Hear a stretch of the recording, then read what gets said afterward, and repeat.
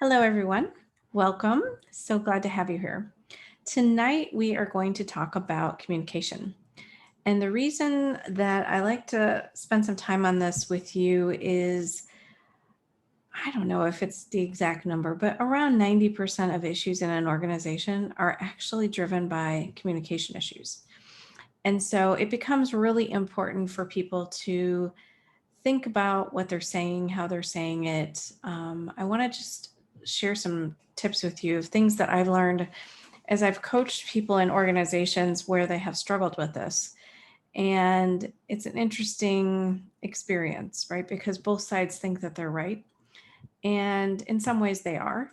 But the actual way that they're going about it is not helping because they could learn from each other if they would slow down and listen. And so one of the things that I like to do with them is to just to tell them to keep it simple. I remember one of my managers used to tell me when I was trying to overcomplicate things, she said, Sue, just tell me what you want to tell me. And I use that a lot. I think about it all the time because I just was trying to overcomplicate it. I was trying to use all the buzzwords and make it sound a certain way, I guess. And I wasn't actually able to get the message out then because I was so busy trying to put all those big words in there that probably didn't need to be there, honestly. So I think it's helpful if you can at least, if you're writing something out, just write exactly what it is you want to say, even if it's too many words, even if it's not exactly right.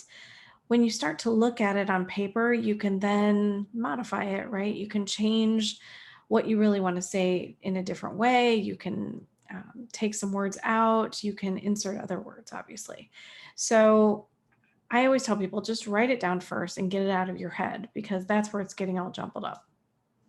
And if you're going to say something, one of the things that I like to suggest to people is that they try to think in terms of threes. I especially use this with people when they're interviewing, but even in regular conversations, in meetings, in one on ones, people are trying to follow your logic. And so if you're going in all different directions, and they can't really figure out the clear path that you're trying to go on, it makes it hard for them to follow. So you can do something as simple as like, today I want to take you through the 3 reports that I've built, go through each report, tell you what it's about, share the description with you and the kind of analysis that we're seeing on them, and really get your feedback. So pretty clear, right? I'm going to talk about 3 reports. I'm going to go through the description and the analysis and get their feedback. So think about that for yourself. Do you have a more complex topic to talk about? Do you have something that you want to share with somebody, but it feels like it's all up in your head and mixed up? Maybe it's as simple as just writing out 3 talking points for yourself so that you have those kind of in your head before you go into the conversation. It makes it so much easier than when you want to talk about that subject to share what it is you're going to talk about and then go into it with the 3 things. I don't know why this is, but people can actually learn in threes and talk in threes, and it makes it so much simpler for everyone to follow the conversation. So that's a tip that I've actually taken from kind of the career side of things, the interview side, and really adopted it into everyday conversations, into presentations, into what you're talking about. The other thing is you want to think about the story that you're telling. So a lot of times people will share with me their presentations and we'll look at them and I'll ask them before we really even get started is what is the outcome that you want? And so they'll tell me what they want people to walk away with out of the meeting. Okay, great. So then as we walk through that presentation, I'm thinking about that outcome.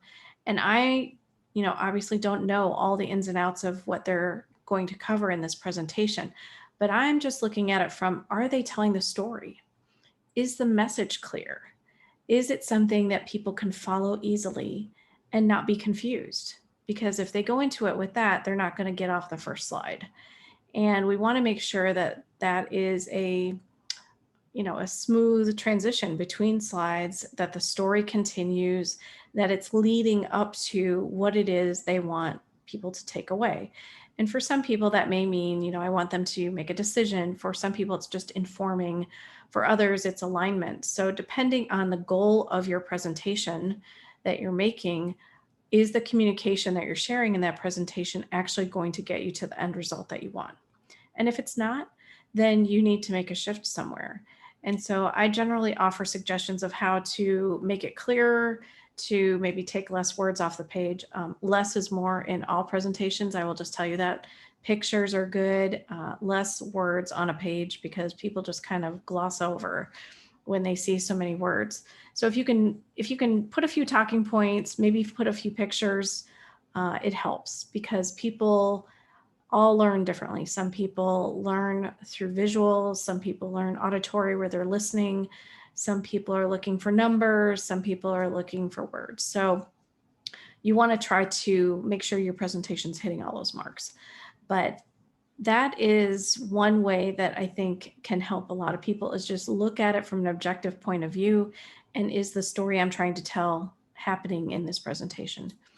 And then the last tip is around checking for understanding, trying to make sure that what you have communicated is clear, that everybody understands what you're looking for as an outcome.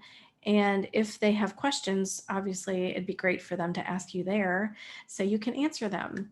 So it's always a good thing to not assume that what you have communicated is clear, because everybody interprets things differently. I'm sure you've heard the old example of, you know, 10 people in a meeting and all 10 people have a different interpretation of what actually was said in the meeting. It's kind of crazy, but it happens all the time. And I think partially it happens is because everybody makes the assumption that it's clear, that everybody knows what's going to happen. And so it's much easier if you just at the end of the meeting, let's just talk about what the takeaways are from this meeting. Did everybody understand where we're going? Does everybody agree with the outcome? Does anyone have any questions? As simple as that. And then talk about any action steps, because that allows everybody to kind of have their voice, to put it out there if they're misunderstanding or they're struggling with anything. We want them to be able to understand what to do next and not have to have 8 more meetings to talk about it, which is unfortunately what happens when the communication isn't clear. So I hope this was helpful. I hope this gives you some ideas and some tips of ways that you can go into conversations differently. So keeping it simple, think about in terms of threes, try to communicate in terms of threes, 3 things that you want to talk about. Check for understanding. And are you telling the story in the best way? Those are the things that I think really helps people have a much stronger communication style that people can follow. And it allows you to get more things done. More productivity always happens when you have clear communication. As you probably are experiencing in your life or at home or at work, if you don't have clear communication, things just go a little off kilter, right? So I hope this was helpful. Please let me know if you have any questions or any comments. I would love to do future videos based on what everyone needs. I do have a Facebook group that if you're interested in joining, it would be great for you to do that. It's called Be Bold, Be Visible, Be the Leader You Are Meant to Be. And if you are in career transition and you're seeing this, I also have one called Be Bold, Be Visible, Be You. And you're welcome to join both. If you want to join both groups, that's totally fine. I do go live in those groups, and it helps people just be able to ask questions, while I'm talking and stuff. So I hope that helps you, and I hope you have a great day.